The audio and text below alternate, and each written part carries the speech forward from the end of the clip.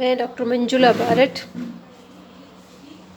महारानी सुदर्शना महाविद्यालय में अर्थशास्त्र बीए पार्ट तृतीय के फर्स्ट पेपर के बारे में आपको यहाँ बताना चाहती हूँ। आज का विषय है मुद्रा का अर्थ।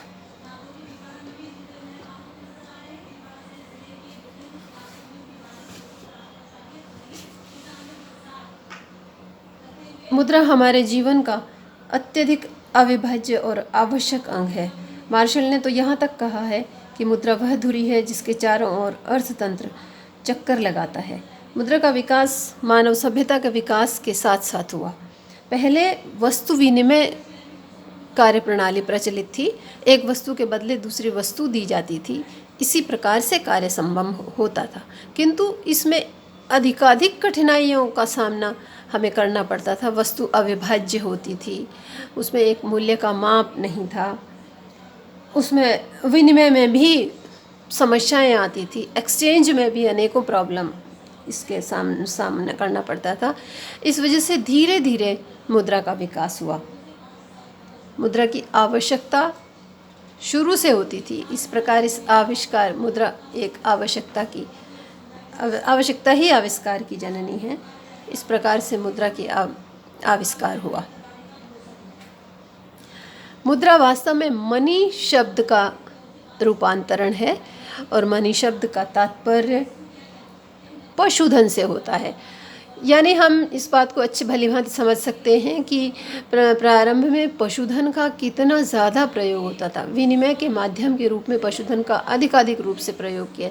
एक गाय के बदले में घी लिया जाता था, एक गाय के बदले में कपड़ा लिया जाता था, एक बकरी के बदले में जूता लिया जाता था। इस प्रकार से विनिमय का माध्यम किसान और जुलाहे में, किसान और व्यापारी में इस प्रकार से विनिमय हुआ करता था। लेकिन इसमें वस्तु की अविभाज्यता भी और मूल्य का माप भी वो इसकी बहुत अधिक समस्या थी। इस वजह से मुद्रा की आवश्यकता शुरू से ही महसूस की जाती रही।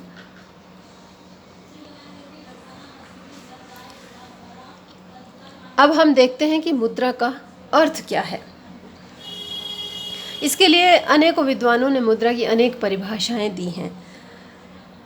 मुद्रा की परिभाषाओं को दो भागों में बांट सकते हैं, विचारानुसार परिभाषाएं और प्रकृति के अनुसार परिभाषाएं। विचार के अनुसार तीन प्रकार की परिभाषाएं हैं, संकुचित दृष्टिकोण, और एक है विस्तृत दृष्टिकोण की, तीसरा है आधुनिक दृष्टिकोण की। और प्रकृति के अनुसार भी तीन प्रकार की परिभाषाएं हैं, वैधानिक परिभाषाएं, वर्णनात्मक परिभाषाएं और सामान्य स्वीकृति पर आधारित परिभाषाएं। अब विचारधारानुसार जो परिभाषाएं हैं उनमें संकुचित दृष्टिकोण की परिभाषाओं में मुख्यतः रॉबर्टसन प्रमुख अर्थशास्त्री हैं जिन्होंने अपने विचार रखे। उन्होंने कहा था कि मुद्रा एक ऐसी वस्तु है जो अन्य वस्तुओं के मूल्यों के भुगतान के रूप में व्यावसायिक दायित्वों को निपटाने में विस्तृत रूप से स्वीकार की जा सके। तो ये उनकी एक संकुचित परिभाषा मानी जाती है। और व्यापक परिभाषाओं में हार्टली विदर्स की परिभाषा बहुत अधिक महत्वपूर्ण, सबसे ज़्यादा सर्वमान्य है। उन्होंने कहा था कि मुद्रा वह है जो मुद्रा का कार्य करे। Money is what money does, यानी जो भी वस्तु मुद्रा का कार्य करे, यानी जिसमें क्रय शक्ति हो, जो कि वस्तुओं को खरीद सकती हो, वही मुद्रा है। तो ये इन्होंने उसकी बहुत अधिक व्यापक परिभाषा दी। और तीसरा दृष्टिकोण जो है वो है आधुनिक और उचित दृष्टिकोण। इसमें सर्वाधिक जो है मार्शल की परिभाषा है, कीन्स की परिभाषा है, एली की परिभाषा है।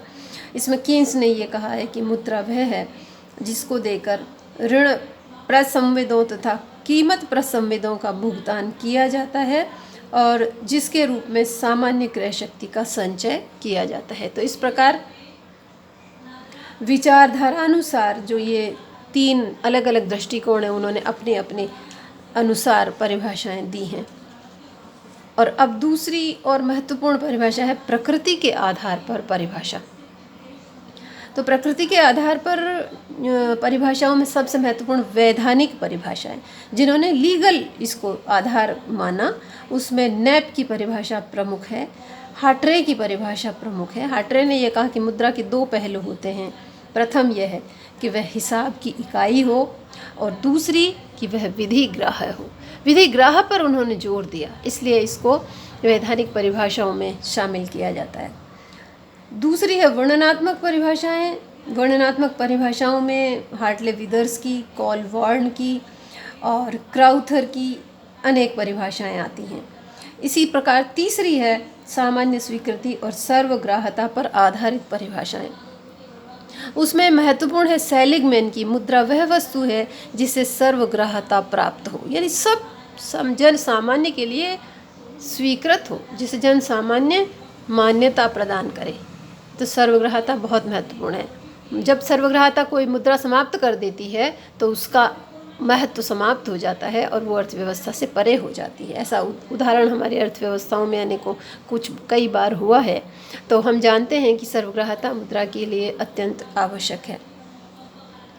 और इसी प्रकार से मुद्रा की उपयुक्त परिभाषा, जिसे हम श्रेष्ठ परिभाषा, उपयुक्त परिभाषा मानेंगे, वो इस प्रकार से कही जा सकती है कि कोई भी वस्तु जिसे विनिमय के माध्यम, मूल्य का मापक, भावी ऋणों के भुगतान का मापदंड, मूल्य के संचय के साधन के रूप में स्वतंत्र, विस्तृत तथा सामान्य स्वीकृति प्राप्त हो, वह मुद्रा कहलाती है। यानी मुद्रा के लिए आवश्यक है कि वह विनिमय का कार्य कर सके, उसमें मूल्य की मापकता हो, ऋणों को भुगतान कर सके और मूल्य के संचय के रूप में उसे रखा जा सके, और सबसे महत्वपूर्ण है कि सामान्य जनता में उसकी सर्वग्राह्यता हो, तभी कोई वस्तु मुद्रा कहला सकती है।